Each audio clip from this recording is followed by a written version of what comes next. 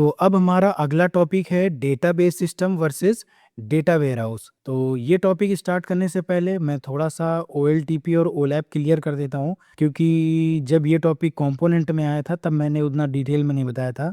मतलब तब मैंने ज़्यादा अच्छे से समझाया नहीं था, क्योंकि वो चैप्टर की स्टार्टिंग थी और मैं नहीं चाहता था आप थोड़ा कंफ्यूज हो जाएं। तो देखो, डेटाबेस तो हम सब जानते हैं, कोई भी कंपनी हो या ऑर्गेनाइजेशन, कोई कैसा भी बिजनेस हो, छोटा बड़ा कैसा भी, सबका अपना अपना डेटाबेस होता है।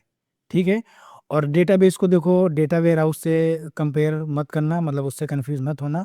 डेटाबेस में हालांकि डेटा होता है, काफ़ी होता है, लेकिन MB और GB में ही होता है।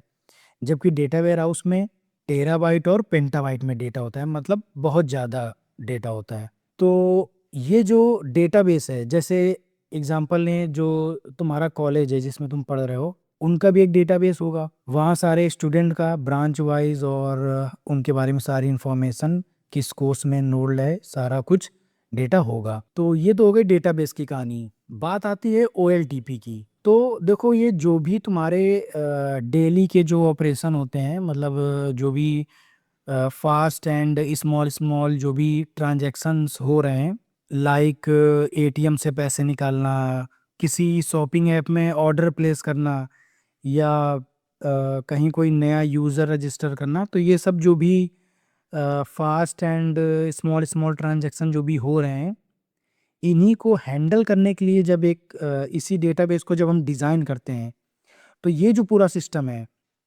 इसी को हम क्या बोलते हैं? OLTP। तो बस आखिरी में एक वर्ड में बस इतना याद रखो कि ये जो नॉर्मल डेटाबेस है, इसी को हम OLTP कहते हैं। अब बात करते हैं OLAP की। तो इसका फुल फॉर्म है ऑनलाइन एनालिटिकल प्रोसेसिंग। इसका फुल फॉर्म तो बता चुका हूँ, इसका है ऑनलाइन एनालिटिकल प्रोसेसिंग। अब इसमें देखो, एनालिटिकल प्रोसेसिंग, ये जो डेटा वेयर हाउस है, किसके लिए यूज किया जाता है? एनालिटिक्स, एनालिसिस, बिजनेस एनालिसिस, इसी के लिए यूज होता है ना। तो बस इसीलिए इसको बोलते हैं ऑनलाइन एनालिटिकल प्रोसेसिंग। तो ये जो नाम है, ये इसके वर्किंग से ही रिलेटेड है, तो अब इसमें कंफ्यूज मत होना। खैर, अगर ये समझ आ गया तो अच्छी बात है, अगर नहीं आया तो कोई बात नहीं, मैंने तो बस एक ओवरव्यू दे दिया। तो अब शुरू करते हैं कंपैरिजन इन दोनों के बीच में। सबसे पहले देखेंगे इन दोनों का जो मेन पर्पस है। देखो, इसका जो मेन पर्पस है वो है डेली ट्रांजैक्शंस और डे टू डे ऑपरेशन को फास्ट करना। वहीं बात करें डेटा वेयर हाउस की, तो इसका पर्पस है डेटा को एनालाइज करना और बिजनेस डिसीजन मेकिंग में हेल्प करना। बात करते हैं डेटा टाइप की, तो ये सिर्फ करंट डेटा स्टोर करता है, जबकि यहाँ पर ये हिस्टोरिकल और समराइज डेटा को स्टोर करता है। अब बात करते हैं इसका डिज़ाइन, यानी किस चीज़ पे फोकस करता है। तो ये तुम्हारा एप्लीकेशन ओरिएंटेड होता है, जैसे एक स्पेसिफिक बैंकिंग ऐप या बिलिंग ऐप के लिए। जबकि ये तुम्हारा सब्जेक्ट ओरिएंटेड होता है, पूरे बिजनेस के स्पेसिफिक सब्जेक्ट जैसे सेल्स, कस्टमर पर फोकस करता है। अब बात करते हैं ऑपरेशंस की। यहाँ पर कंटिन्यूअस इंसर्ट, अपडेट और डिलीट ऑपरेशन चलते रहते हैं, जबकि यहाँ मोस्टली रीड ओनली होता है। यहाँ डेटा बस बल्क में लोड होता है और डिलीट अपडेट नहीं होता। क्वेरीज की अगर बात करें, तो यहाँ क्वेरीज बहुत सिंपल, शॉर्ट और फास्ट होती हैं, जैसे एक कस्टमर का बैलेंस चेक करना। जबकि यहाँ क्वेरीज बहुत कॉम्प्लेक्स होती हैं और एग्जीक्यूट होने में टाइम लेती हैं, जैसे 5 साल का टोटल प्रॉफिट निकालना। यूजर्स की बात करें, तो देखो, पहली चीज़ तो यहाँ यूजर्स काफ़ी कम होते हैं और यहाँ यूजर्स बहुत ज़्यादा होते हैं, thousands of user at a time. कौन कौन से यूजर हो सकते हैं यहाँ पर? क्लर्क्स, कैशियर और IT प्रोफेशनल्स। यहाँ CEOs, मैनेजर्स और डेटा एनालिस्ट। डेटा साइज की अगर बात करें, यहाँ छोटा डेटा होता है, यूजुअली 100 MB से कुछ GBs तक, और जबकि यहाँ बहुत मैसिव डेटा होता है, टेराबाइट से पेंटाबाइट तक मान लो। स्ट्रक्चर्ड की बात करें, तो ये तुम्हारा हाईली नॉर्मलाइज्ड होता है। यहाँ पर जो टेबल है वो स्मॉल होते हैं, ताकि डेटा रिपीट ना हो, और यहाँ मोस्टली डीनॉर्मलाइज्ड होता है। इसका जो स्ट्रक्चर है वो मतलब जो भी डेटाबेस डिज़ाइन है वो मोस्टली डीनॉर्मलाइज्ड होता है। यहाँ पर टेबल बड़े होते हैं ताकि कॉम्प्लेक्स क्वेरीज जल्दी रन हो सकें। अगर आपको ये नॉर्मलाइज्ड और डीनॉर्मलाइज्ड अगर इसका मतलब नहीं पता है, तो हो सकता है ये पॉइंट आपको थोड़ा कम समझ आए या बिल्कुल समझ ना आए।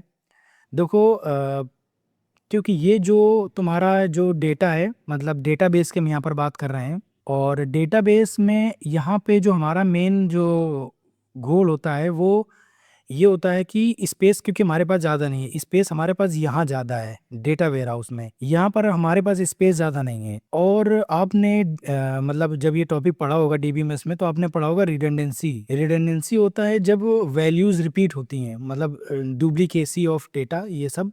तो अगर हमारी टेबल में डुप्लीकेट डेटा होगा तो ज़्यादा स्टोरेज लगेगी, और क्योंकि हमारे पास यहाँ ज़्यादा स्टोरेज नहीं होता डेटाबेस में, तो हम क्या करते हैं कि रिडंडेंसी को रिमूव करने के लिए हम क्या करते हैं, नॉर्मलाइजेशन करते हैं। अब याद आ रहा होगा आपको, डीबीएमएस में आपने पढ़ा था। नॉर्मलाइजेशन कैसे करते हैं, मतलब टेबल को, जो एक बड़ी सी टेबल होगी उसको छोटी छोटी टेबल्स में हम लोग डिवाइड कर देते हैं। तो इससे क्या होता है, वो जो रिडंडेंसी थी, मतलब जो डुप्लीकेसी ऑफ डेटा था, डुप्लीकेट डेटा था, वो मतलब हट जाएगा। तो इससे क्या होगा, हमारी जो स्पेस है वो कम स्पेस लेगी वो टेबल। जबकि यहाँ पर जहाँ हमें स्पेस की कोई चिंता नहीं है, यहाँ हम चाहते हैं कि हमारा जल्दी से काम हो जाए। तो अब क्योंकि देखो, जो यहाँ बेनिफिट हम चाह रहे हैं वो यहाँ एक इसका डिसएडवांटेज है कि जब बहुत सारी तुम टेबल क्रिएट कर दोगे, तो आपने ज्वाइंस पढ़े होंगे, तो जब भी हम क्वेरी रन करेंगे तो हमें ज्वाइन लगाना पड़ेगा, और क्योंकि बहुत सारी टेबल है, बहुत सारे ज्वाइन लगाओगे तो जो तुम्हारी क्वेरी है वो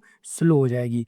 लेकिन ये भले ही एक डिसएडवांटेज है, पर हम इसको यहाँ नहीं मानेंगे, क्योंकि यहाँ हमें उतना क्वेरी रन नहीं करनी है, यहाँ में हमें स्पेस देखनी है।